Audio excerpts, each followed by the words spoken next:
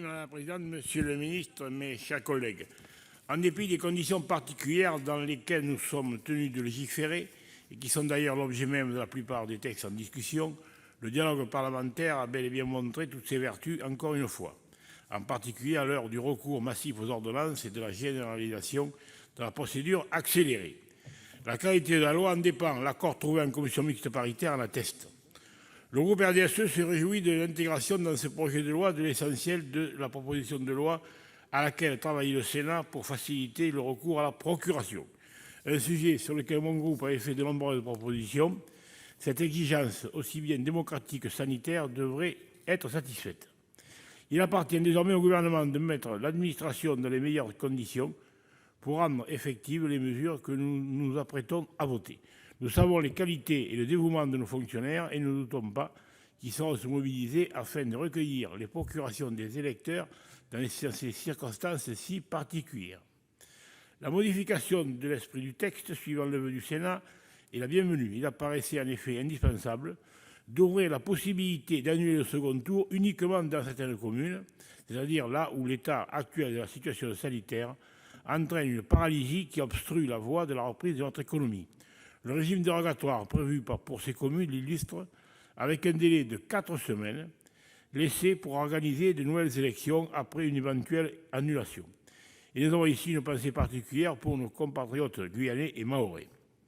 Les nombreuses clarifications, notamment temporelles, dans les aménagements transitoires du droit des collectivités territoriales, rendues nécessaires par l'épidémie du Covid-19, sont elles aussi les bienvenues. Il en va ainsi des modalités de réunion des organes délibérants, de partage des compétences en leur sein et d'organisation des exécutifs locaux. Les précisions relatives aux élections des désormais conseillers des Français de l'étranger s'accompagnent d'un statut propre à leur offrir de meilleures conditions d'exercice de leurs fonctions qui constituent autant d'incitations à créer des vocations. Ils bénéficieront désormais d'aménagements dans leur rapport avec leur employeur, de la garantie que leurs absences professionnelles dues à leurs obligations de conseiller ne diminueront pas la durée de leurs congés payés ou leurs droits aux prestations sociales. L'amélioration de la situation ne peut que renforcer la représentation des Français de l'étranger. Dans tous les cas, il faut le souhaiter.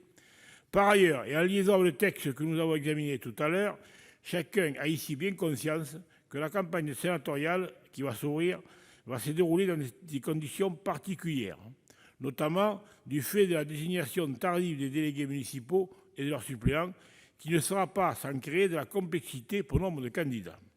Au-delà de cet aspect particulier, il reste une question qui transcende toutes ces élections et dont nous allons entendre parler durant plusieurs années.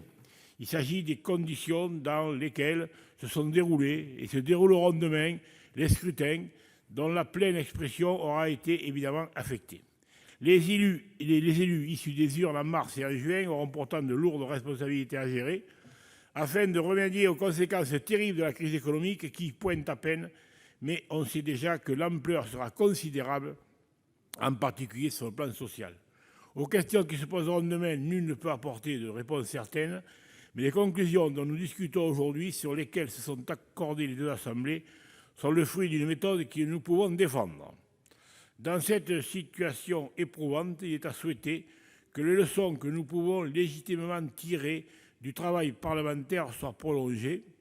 Si le dialogue institutionnel, l'écoute des territoires, la confiance dans les vertus de la délibération constituent la fierté de notre Chambre, c'est parce qu'elle conditionne la qualité de la décision publique au service de l'intérêt général. Et bien sûr, le groupe RDSE votera ce texte.